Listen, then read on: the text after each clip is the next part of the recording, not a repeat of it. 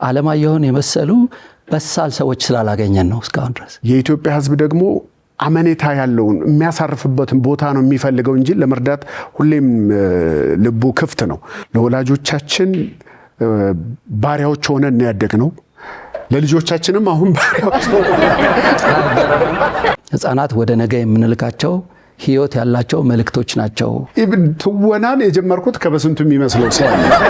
በጣም ነው ያዘንኩት፣ በጣም ነው ያፈርኩት ምናምን አለ። እንዴ ቆይ እንጂ ወንድሜ ተረጋጋ። እዛ ላይ ያለው እኮ ገና ያለው ሰውዬ ገና ሚስት ፈላጊ ነው።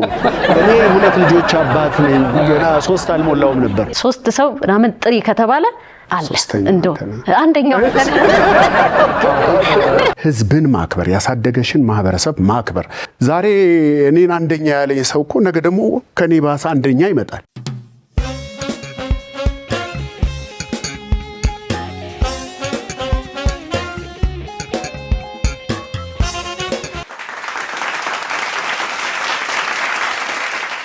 እሺ ቆይታችሁ አባይ ቴሌቪዥን ላይ በሰከላ ሾው ከእንግዶቼ ጋር እንዲሆን ጋብዣለሁ።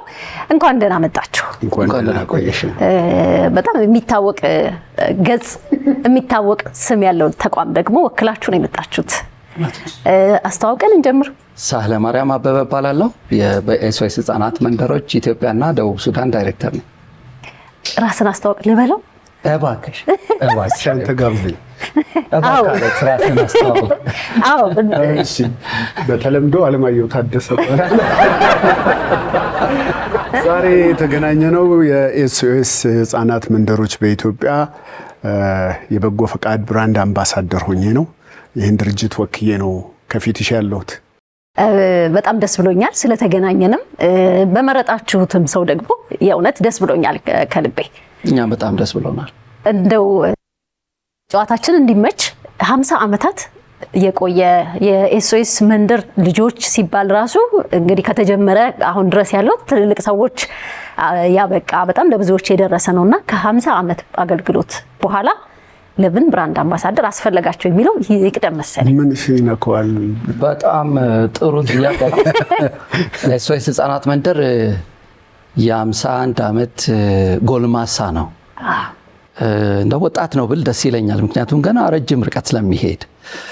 እንግዲህ 51 ዓመት ያህል ከቆየም በኋላ ዛሬ ለምን ብራንድ አምባሳደር ለመሾም አሰባችሁ ለተባልነው ጥያቄ አለማየሁን የመሰሉ በሳል ሰዎች ስላላገኘን ነው እስካሁን ድረስ። አሁን በጣም በሳል ሰው በሙያው የተመሰገነ በጣም ትልቅ እውቅና ያለው የኛን ብራንድ የሚመጥን እና ከዚህ በላይ ሊያሳድግ የሚችል ሰው ስላገኘን ብራንድ አምባሳደር ለመሾም ተገደናል። ወደናልም አይደለም፣ አሁን ተገደናል። በጣም ጥሩ ምርጫ ነው።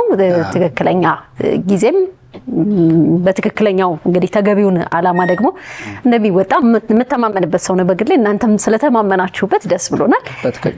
እስቲ 50 ዓመት ወደ ኋላ እንመለስና እንደ መነሻ ያህል እንዴት ኤስኦኤስ ወደ ሀገራችን መጣ? እንዴት ተቋቋመ? ዓላማስ ያኔ አንግቦ የነበረው ምንድን ነበር?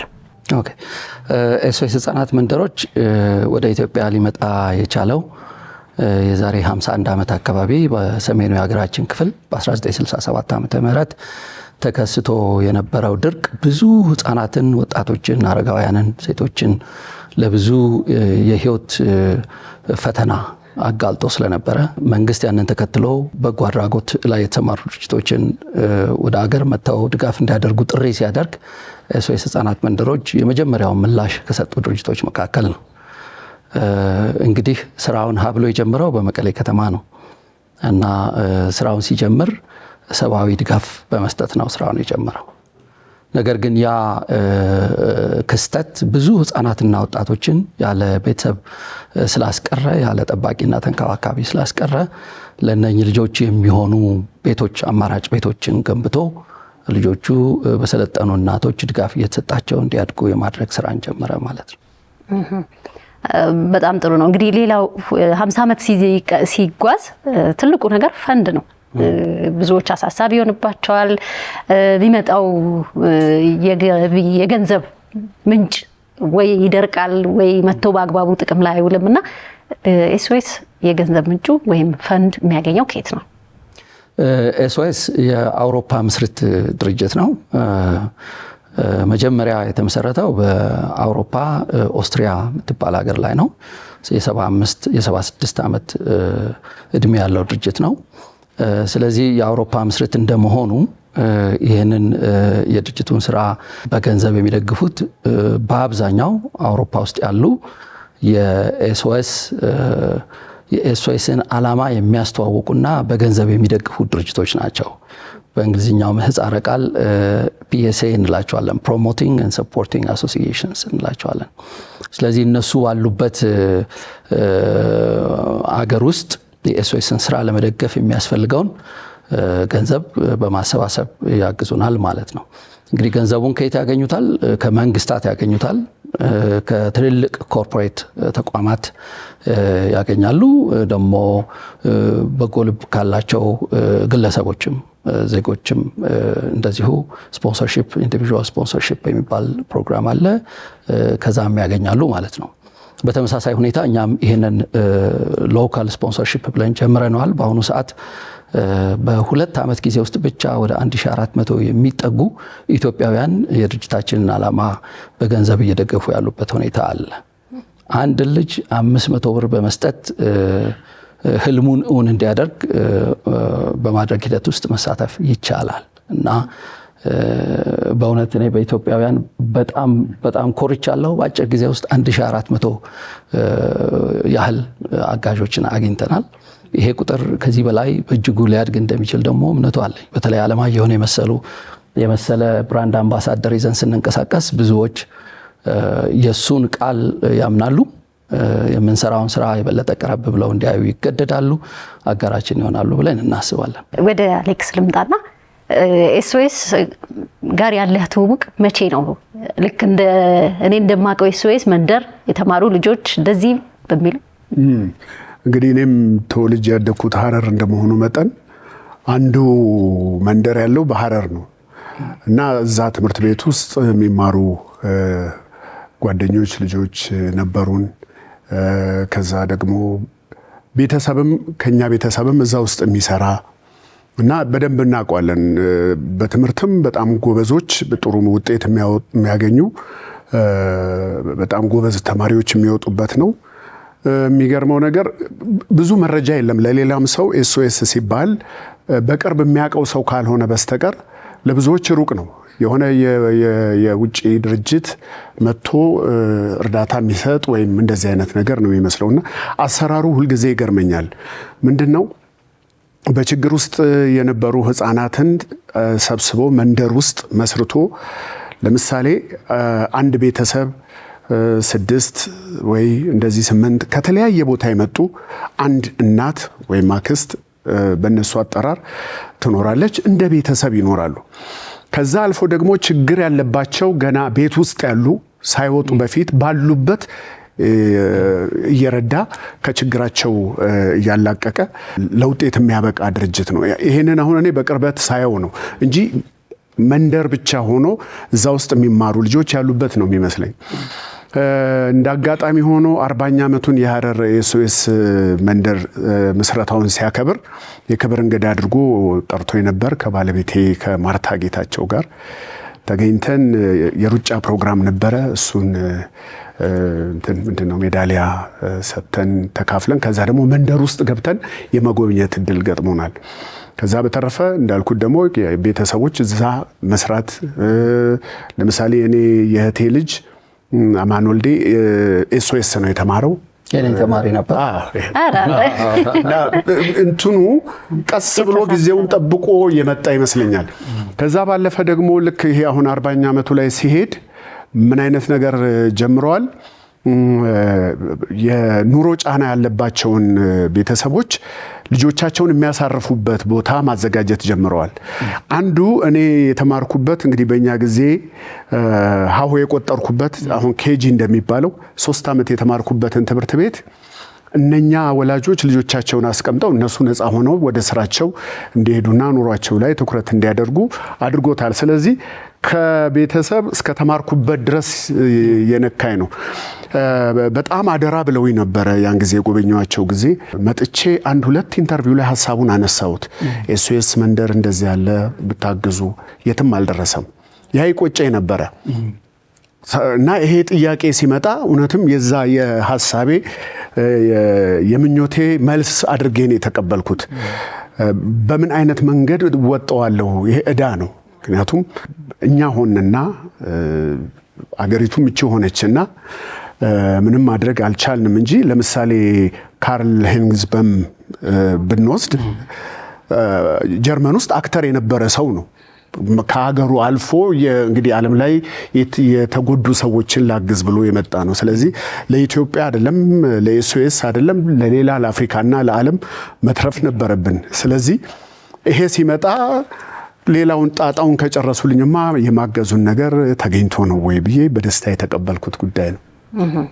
ለምን ያህል ጊዜ ነው አምባሳደርነቱ? ለ2 ዓመት። 2 ዓመት። እሺ እነሱ ቢተውኝ ከለቀቅ ነው ማለት ነው። አይ እነሱ ቢተውኝ ያልተዋቸው እነሱ የያዙ ለ2 ዓመት ነው። አንተ ከዛ በላይ ከዛ በላይ ቅድም እንትን ያለው ላይ ብዙ ከውጭ ፈንድ የሚመጣ ነው።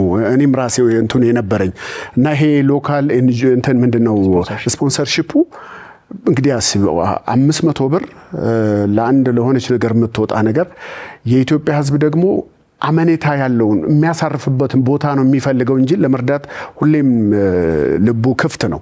ስለዚህ አንድ ልጅ በአመት 6000 ብር ነው የሚፈጀው። ይሄንን ሰው ሳይሰማም ባለበት ሆኖ ማድረግ ይችላል። ሰዎችም አሁን እንደዛ ነው እያገዙ ያሉት። እውነት ነው። በዛ ላይ ትንሽ ለመጨመር እኛ አንዳንዴ የተሳሳተ ግንዛቤ እንወስዳለን። ኢትዮጵያ ደሃ ሀገር ነች፣ ህዝቧ በዚህ ልክ መስጠት አይችልም ብለን እናስባለን። ግን እንደዛ አይደለም። በጣም ከእንደዚህ አይነት በጎ ዓላማ ጋር መተባበር የሚፈልጉ አቅሙም ልቡም ያላቸው ብዙ ዜጎች አሉ ኢትዮጵያ ውስጥ እና ቅድም ለአሌክስ አንድ ታሪክ እያጫወትኩት ነበር። ሐዋሳ ከተማ ላይ ከአንድ ሰው ጋር በሆነ አጋጣሚ ተገናኘንና እኔ አይደለሁም የስራ ባልደረቦቼ ስለምንሰራው ስራ አጫወቱት። ስለ ስፖንሰርሺፕ ፕሮግራማችን አጫወቱት። ሰውየው ወዲያውኑ ወሰነ። 100 ልጆችን ስፖንሰር ማድረግ እፈልጋለሁ አለ። ስታፎቼ ደነገጡ። ምን ማለት ነው? ይሄ እኮ 50 ሺህ ብር ማለት ነው በወር ሲሉት አውቄያለሁ 50 ሺህ ብር በወር ልከፍል ዝግጁ ነኝ አለና እስካሁን ድረስ ያለምንም ማቋረጥ በየወሩ 50 ሺህ ብር የከፈለ ይገኛልና እንደዚሁ እሱን አንስቼ ሌላኛዋን ሰው ባላነሳ ትክክል ስለማይሆን አዲስ አበባ ላይ ለአንድ ወጣት ባለሀብት ይህንን ታሪክ አጫወተዋት። ታሪኩን ከሰማች በኋላ እኔ ደግሞ ከሱ ትንሽ ከፍ ብዬ መሄድ ፈልጋለሁ 105 ልጆች ስፖንሰር ማድረግ ፈልጋለሁ ብላ 105 ልጆች ስፖንሰር አድርጋለች። እና ለኛ እነኚህን ሰዎች ከልባችን እያመሰገንን ከልባችን ግን አንድ ልጅም ስፖንሰር የሚያደርግ ሰው ለኛ ብዙ ልጆች ስፖንሰር እንዳደረገ ነው የምናስበውና ባለን ገንዘብ በትንሽ ገንዘብ 500 ብር በእውቀታችንም በጉልበታችንም በሐሳብም ከኤስኦኤስ ጋር መተባበር ብንችል በጣም ደስ ይለኛል። የልጆቻችንን የማህበረሰብን ችግር በራሳችን አቅም መፍታት የምንችልበት እድል አለ ብዬ አስባለሁ። በጣም የሚመሰገኑ ናቸው። እንዳሉት ደግሞ ሁሉም አንድ ሰውም 2 ልጅም ሁሉም በሚችለው መልኩ ያው የመሰባሰብ ኃይል ነው ለውጥ የሚያመጣው። አንድ ሰው ብቻውን ብዙ ነገር ሊለውጥ አይችልም፣ ግን ትልቅ ነገር ነው። ኤስኦኤስ መጀመሪያ ሲመጣ ችግር ያየውና የተመለከተው አገሪቷ ላይ ነገር ነበር። በኋላ ቀጣይነት ኖሮት ቅርጹን ቀይሮ አሁን ያለበት ላይ ደረሰ። ምንድነው ያንን የገፋፋው ሁኔታዎች? እንግዲህ ኤስኦኤስ ስራ ሲሰራ ሁልጊዜ በጥናትና ዳሰሳ ላይ ተመስርቶ ነው የሚሰራው። ስለዚህ ከጊዜ ወደ ጊዜ የልጆችንና ቤተሰቦቻቸውን የማህበረሰብን ችግር በተመለከተ የዳሰሳ ጥናቶች እናደርጋለን። እነኚህ የዳሰሳ ጥናቶች የሚያሳዩን ክፍተቶች ይኖራሉ እና ከክፍተቱ ደግሞ ባሻገር ጥናቶቹ ምክር ሀሳብም ደግሞ ያስቀምጣሉ። ስለዚህ በዚህ ምክር ሀሳብ መሰረት አዳዲስ ፕሮጀክቶችን እየቀረጽን አዳዲስ ቦታዎች ላይ ጥናቶቹ ናቸው የሚጠቁሙን። አሁን ደግሞ ወደዚህ ብትሄዱ በርካታ ህጻናትና ወጣቶች የተጎዱበት ሁኔታ አለ። ቤተሰብ ችግር ላይ የወደቀበት ሁኔታ አለ። እዚህ ቦታ ግቡ ሲለን ጥናቱ ወደዛ ቦታ እንሄዳለን ማለት ነው። ምን ቢሰራም ደግሞ ትክክል ሊሆን እንደሚችል ምክረ ሀሳብ ስላለው በዛ ምክረ ሀሳብ መሰረት ስራ እየሰራን እንገኛለን። ቅድም እንዳልኩት ስንጀምር የሰብአዊ መብት የሰብአዊ ድጋፍ መስጫ ፕሮግራም ይዘን ነበር የጀመርነው። በአሁኑ ሰዓት ግን እጅግ በጣም በርካታ ፕሮግራሞችን እየተገበረ እንገኛለን። ይሄ የሰብአዊ ድጋፍ የምንሰጥበት ፕሮግራም አሁን በጣም ሰፍቷል። በሁሉም አቅጣጫ በሚያስብል ሁኔታ ስራ እየሰራ እንገኛለን። ከዛ ባለፈ ግን ልጆች ለእንደዚህ አይነት የህይወት ጣፋንታ ተጋላጭ እንዳይሆኑ ከቤተሰብ ማዕቀፍ ውስጥ እንዳይወድቁ ለማድረግ የቤተሰብን አቅም የምናጠናክርበት የኢኮኖሚ የማህበራዊ አቅማቸው ላይ ስራ የምንሰራባቸው ብዙ ፕሮጀክቶች አሉ ኮሚኒቲ ውስጥ የሚተገበሩ። እግረ መንገዳችንን የማህበረሰብንም አቅም እንገነባለን። ለምን ኤስኦኤስ ከነኚህ ልጆችና ወጣቶች ቤተሰቦች ጋር ለዘላለም አብሮ አይኖርም። ተወሰነ ጊዜ ስራ ይሰራና ይወጣል። ስንወጣ ያ ማህበረሰብ ተመልሶ ወደ ችግር ውስጥ እንዲገባ አንፈልግም እና እኛ ስንሰራ የነበረውን ስራና የዛን ስራ ትሩፋት ሊያስቀጥሉ የሚችሉ የማህበረሰብ አቀፍ ተቋማትን አዘጋጅተን ነው የምንወጣው። እኛ ስንወጣ እነሱ ያስቀጥሉታል። ስለዚህ እንዲህ አይነት ስራዎችን እንሰራለን። የወጣት ልማት ስራ እንሰራለን በሰፊው። ውሎና ዳራቸውን ጎዳና ላይ ያደረጉ ልጆችን የምናግዝበት ፕሮግራም አለን። በአሁኑ ሰዓት አዲስ አበባ፣ አዳማና ድሬዳዋ ላይ እየተተገበረ ያለ ወደ 9000 ህጻናትና ወጣቶችን የምንደርስበት ፕሮጀክት አለን። የትምህርት ፕሮጀክቶች አሉን። የጤና ፕሮጀክቶች አሉን። ብዙ ወደ 47 የሚደርሱ ፕሮጀክቶች አሉ። በጣም ብዙ ነው። እንግዲህ ይሄ ስራ ቅጥር አይደለም። ገጽታን ቀድሞ የተገነባ መልካም ስምን ለበጎ ምግባር የማዋል ጉዳይ ነውና ምንድነው የሚጠበቅበት? የት እየሄደ ያስቸግረን ያስጨንቀን? አላማዎቹን የት ነው? ምን መድረኮች ተዘጋጅተዋል? ምን ታረጉት ነው ይሰውይ እንወቅ። ከባድ ጥያቄ ነው። በጣም ትልቅ ሰው ነው የወሰዳችሁብን። ስለዚህ የት ነው የሚወስዱት? ምንድነው የሚያደርጉት? አውቃለሁ እንግዲህ የስራ ኮንትራት አይደለም። ቅድም እንደተባለው እንግዲህ በበጎ ፈቃዱ የሚሰራው ነገር ነው። የህይወት የነፍስ ጥሪውን ተከትሎ በቃ ይህን ድርጅት ሊያግዝ የተስማማበት ጉዳይ እንደሆነ አውቃለሁኝ እና ይህንን በጣም አፕሪሼት አደርጋለሁ። እንግዲህ ያው የበጎ ፈቃድ አምባሳደራችን ስለሆነ የብራንድ አምባሳደራችን የመጀመሪያ ስራው እንዲሆን የምንፈልገው የኛን ተልእኮ እሱን በአደባባይ አንግቦ እንዲወጣ እንፈልጋለን እና የዚህ ተልእኮ አድቮኬት እንዲሆን። አድቮኬት ምንድነው? አቀንቃኝ፣ የዚህ ተልእኮ አራማጅ እና ተሟጋች እንዲሆን እንፈልጋለን እና በሚያልፍባቸው መድረኮች ውስጥ ሁሉ ድምፅ እንዲሆነን እንፈልጋለን። ገጽታ እንዲሆነን እንፈልጋለን። በጣም መልካም ገጽታ ያለው ሰው ነው እና ያንን ገጽታ እኛ ለድርጅታችን ዓላማ ልንጠቀምበት እንፈልጋለን። እሱም ደግሞ በዚህ ነገር ውስጥ ሲሳተፍ የዚህ ነገር አካል ሲሆን የነፍሱን ጥሪ ተግባራዊ እያደረገ እንዳለ ይሰማናል። ሌላ ደግሞ የኮሚኒቲ ኮኔክተር እንዲሆን እንፈልጋለን። በጣም ብዙ አሉ እኛ ማንደርስባቸው ያልደረስንባቸው ፖቴንሻል ዶነርስ በአማርኛ እንግዲህ አቅሙ ያላቸው ፍላጎቱም ያላቸው ከኛ ጋር ግን በአጋጣሚ ኮኔክት ማድረግ ያልቻሉ ለጋሾች ይኖራሉ።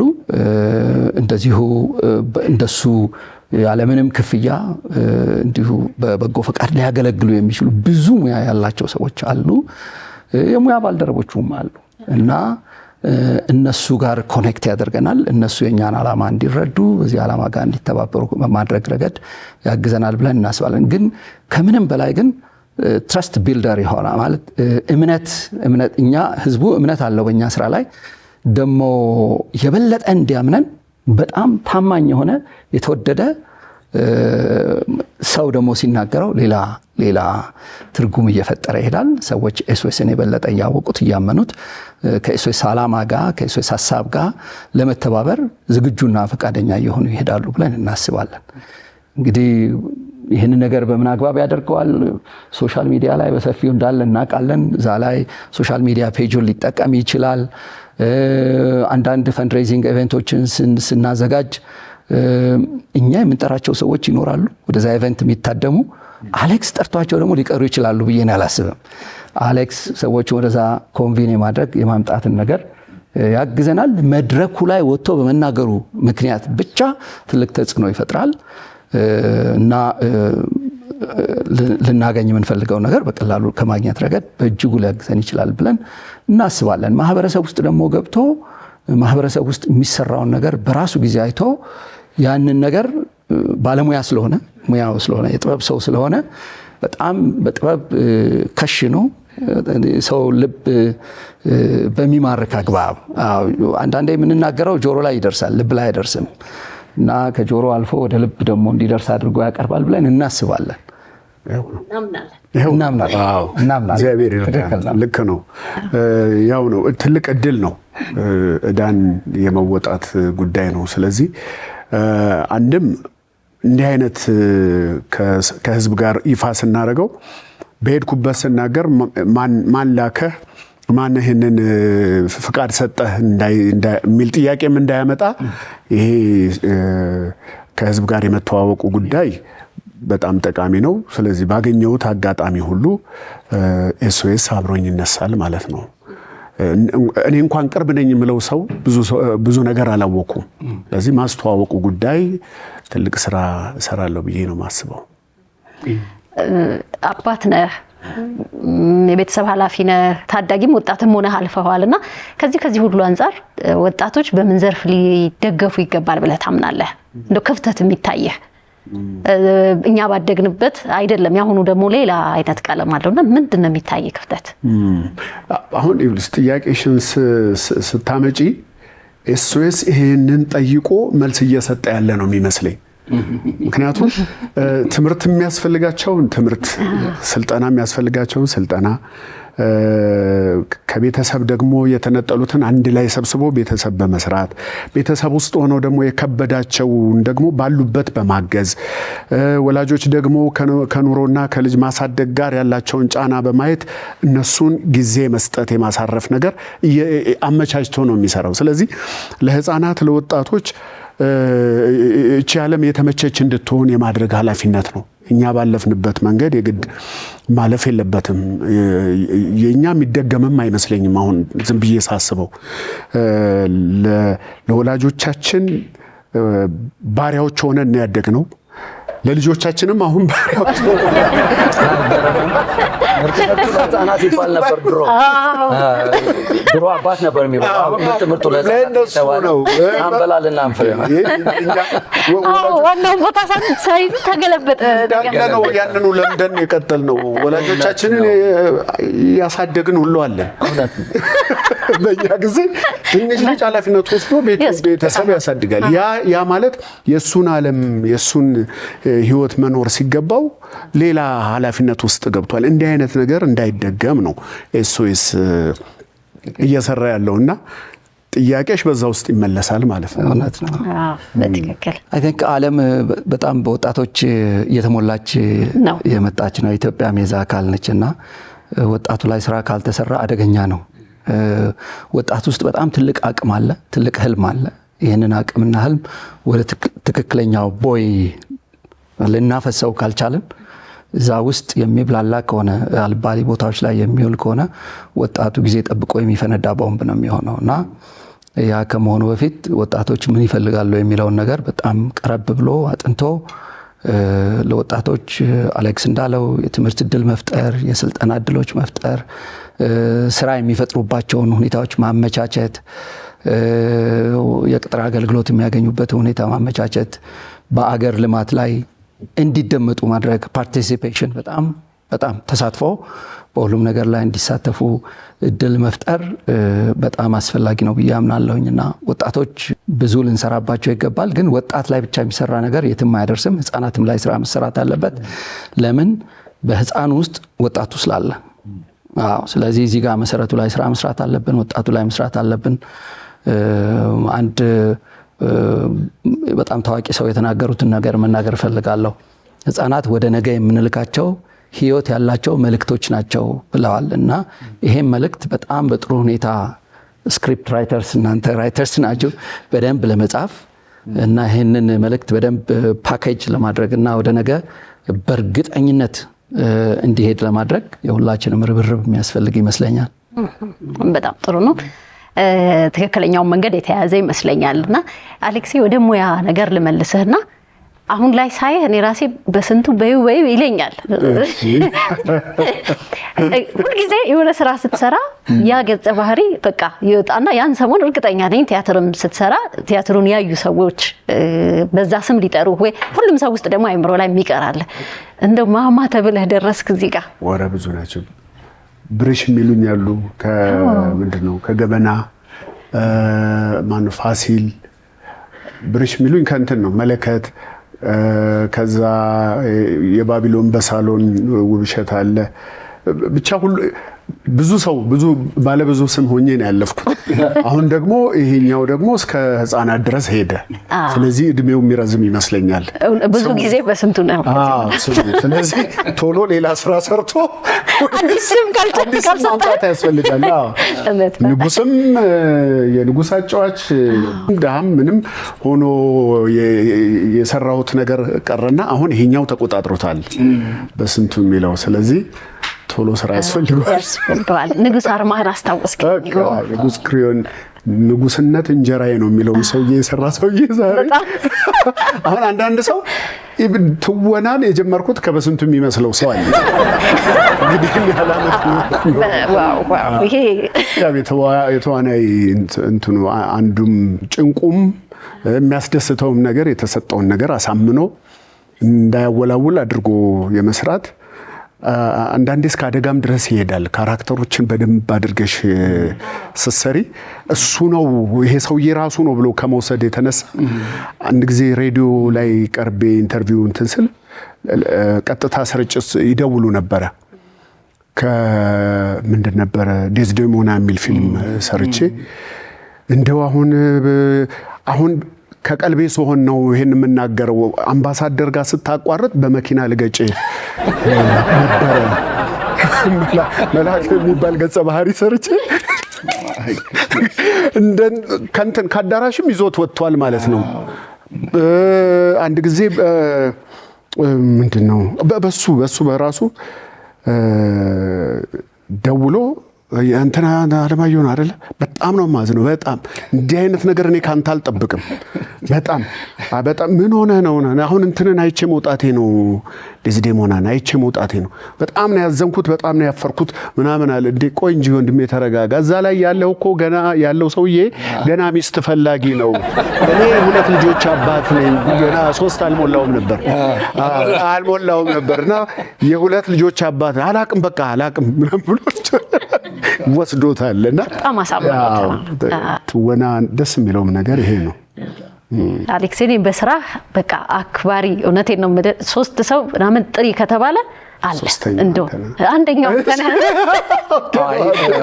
አንቺ 3 ሰው ስትጠሪ እሱን ትጠሪያለሽ። እኔ 3 ሰው ጥራ ብባል አንደኛ አሌክስ፣ ሁለተኛ አሌክስ፣ ሶስተኛ አሌክስ ልል እችላለሁ። እና እውነት በጣም የማደንቅህ የማከብርህ ሁሉንም ጊዜ ባየሁት ሁሉ አሳምነኸኝ በቃ በደስታ ስላገኘው ራሱ እዚህ ጋር ስለመጠየቅ እድሉን በማግኘት የምሬን ደስ ብሎኝ ነው። ሌላ በጣም ትልቅ ነገር በዚህ ሁሉ አመታት ብዙ ስራዎች ውስጥ ስትሳተፍ ጋዜጠኛ ስለሆንክ አውቃለሁ። ሚዲያዎች ለብዙ ነገሮች ይፈልጉሃል። አንተም የራስህ ዩቲዩብ ቻናል ኖሮ ከቤተሰብ ጋር ሰርተሃል ብዙ ነገር። ግን አሁን ላይ ሰሞኑን እያየሁት የነበረ አንድ ነገር ነበር። የምናስቀምጠው ነገር እዚህ ኢንተርኔት ላይ ዲጂታል ታቱ ነው። በቃ ዲጂታሊ ንቅሳት ነው። ላጥፋህ ቢሉት የማይጠፋ ነውና መልካም ስም እንደዚህ ይዞ ለመምጣት አንዳንዴ በጣም ከፍታው ላይ በወጣህ ቁጥር እንደ ሰርከስ እንትን ቀጭን መንገድ ናት። እኛ ደግሞ ስስ ነን ትንሽና አሌክስ እንዴት ነው ይሄንን በመልካም ነገር አስጠብቀ እዚህ ጋር ያደረስከው? ከዚህ በጣም ትልቅ መልእክት ካንተ የምናገኝ ይመስለኛል። ብዙ ሰው የሚያገኝ ይመስለኛል። እንትኑን ነው የተፈጠርንበትን ዓላማ የማወቅ ጉዳይ ነው። ስንኖር እግዚአብሔርን ከሁሉም ነገር ማን የፈጠረኝ ለምንድን ነው የተፈጠርኩት ብሎ ትልቁን ጥያቄ መጠየቅ ጉዳይ ነው። እግዚአብሔር በፈቀደውና እሱን ከህይወታችን አስቀድመን ስንኖር ሌላው ነገር ተራ ነው የሚሆነው። አንዴ ትወጫለሽ፣ አንዴ ትወርጃለሽ። ስለዚህ አይኔ ከዛኛው ላይ አይነጠልም። ስራ በየትኛውም መንገድ ይሰራል። አሁን ለምሳሌ ይሁን አክብደን ስለምናየው ነው እንጂ እንደ አንድ ለምሳሌ ይሄንን ጠረጴዛ የሰራ ሰው በጣም ተጠቦበት ሰርቷል። ሌላ ያየው ሰው የት ነው ያሰራችሁት ብሎ ይጠይቃል አይደል? ይሄንን ሶስታችን ብቻ ስላየነው ነው። የኛ ግን አደባባይ ላይ የሚወጣ ስራ ስለሆነ ነው። ከዛ የተለየ ነገር አድርጌ አላስበው። ሰው በሰራሽው ነገር ይወድሻል፣ አለቀ። ያ ማለት ግን ሰው እዛ ላይ የሰቀለኝን ያህል እኔ ፐርፌክት ሰው ነኝ ብዬ አይደለም። ዛሬም ከአምላኬ ጋር የምታገል እሱን ለማስደሰት ወደ እሱ ለመቅረብ አበሳዬን የማይ ሰው ነኝ። ዋናው ነገር እሱ ዓላማ ሲሆን ይሄ የዓለሙ ጉዳይ የመውጣት የመውረዱ ጉዳይ ነው፣ የመውረድ ነው።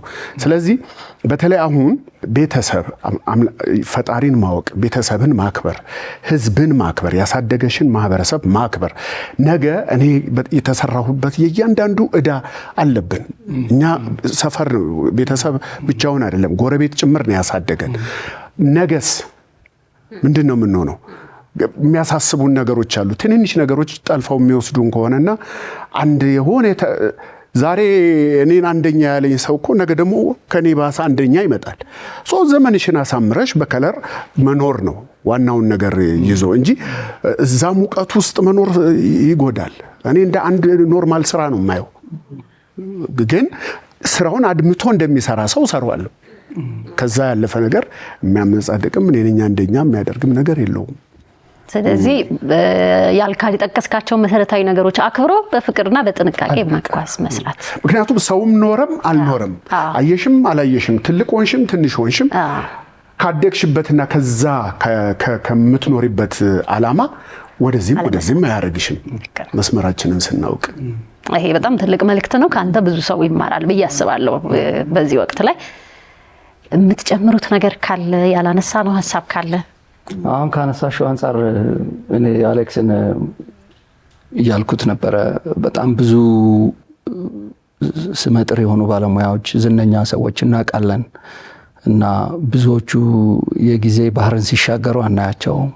የሆነ ጊዜ ብልጭ ይሉና ይጠፋሉ። እና ይሄ የሚሆንበት ምክንያት ደግሞ በአማርኛ ምን እንደምለው ባላቅም ፌም ማኔጅመንት ችግር ስላለባቸው ነው። ዝነኛ ይሆናሉ። ያንን ዝናቸውን በአግባቡ የማስተዳደር ችግር ይገጥማቸዋል። ዝናቸው በአጭር ጊዜ ውስጥ ጠልፎ እንዲጥላቸው ሆነው ይገኛሉ። እና አሌክስ በጣም ከድሮ ጀምሮ የምከታተለው በጣም የምወደው ማደንቀው ሰው ነው። አሌክስን ሳየው ግን ከአንድ ከፍታ ወደ ሌላ ከፍታ፣ ከአንድ ጥንካሬ ወደ ሌላ ጥንካሬ ነው እንጂ የሚሻገረው ዝና እንቅፋት ሲሆንበት አላየሁትም። በጣም ነው የምደነቅበት እና ይህን ጥያቄ መጠየቅሽ በጣም አግባብነት ያለው ጥያቄ ነው። አንድ ቀን በጣም ከመውደዴ የተነሳ በዚህ አጋጣሚ ልናገረው ፈልጋለሁ። ፒያሳ ከባለቤቱ ጋር ዞር ዞር ሲል አየሁት። እኔ ከትልልቅ ሰዎች ጋር ነበርኩኝ። የራሳችሁ ጉዳይ ብዬ ሄጄ እንቃረኩትና ሰላም አልኩት። በጣም ወድሃለሁ፣ አደንቃለሁ ምናምን አልኩት። ያኔ እንግዲህ አንተዋወቅምና ግን እሱ ያንን አያስታውሰውም። ችግሩ እናንተ በጣም ትልልቅ የምታወቁ ሰዎች ሰው ያውቃቸዋል እንጂ እናንተ ሰውን አታውቁትም፣ ሁኔታውም አይፈቅድም። እና ዛሬ አሁን እጄ ውስጥ ስላስገባሁት በጣም ደስተኛ ነኝ። የሚገርመው ፒያሳ አካባቢ አይጠፋም ማለት ነው። እኔም ፒያሳ ላይ መጀመሪያ ጊዜ አለማየሁ ታደሰ አሌክስ ተባብለን ያየነው ፒያሳ መኮንን ባር ባቅላባ ቤት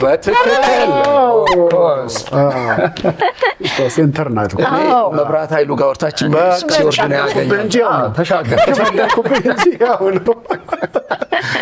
እንደዛ ነው። እና እንዲህ አይነት በቃ ዝናውን ክብሩን ጠብቆ የሚንቀሳቀስ ሰው ከኛ ብራንድ ጋር ላይንድ ሲሆን ለኛ ትልቅ ነገር ነው።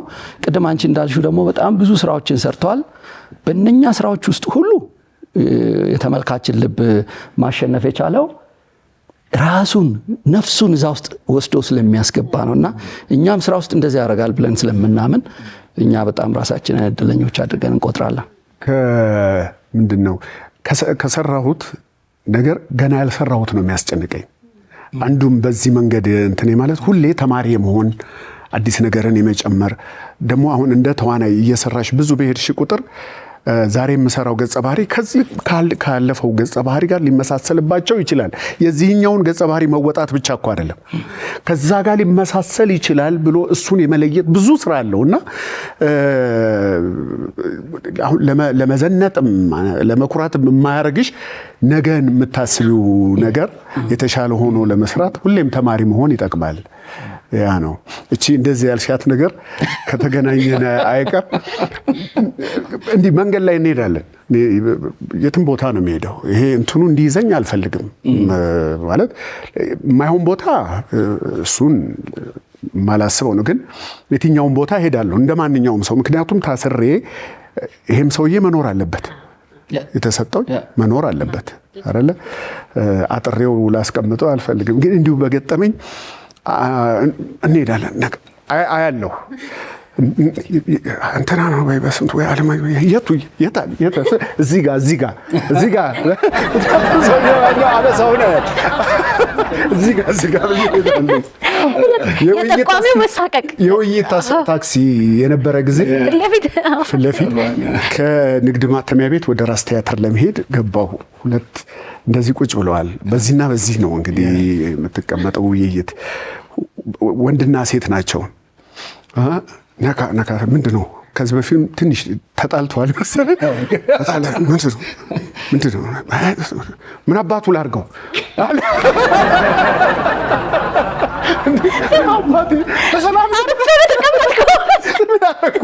በሰላም እቺ ነቻ ምናምን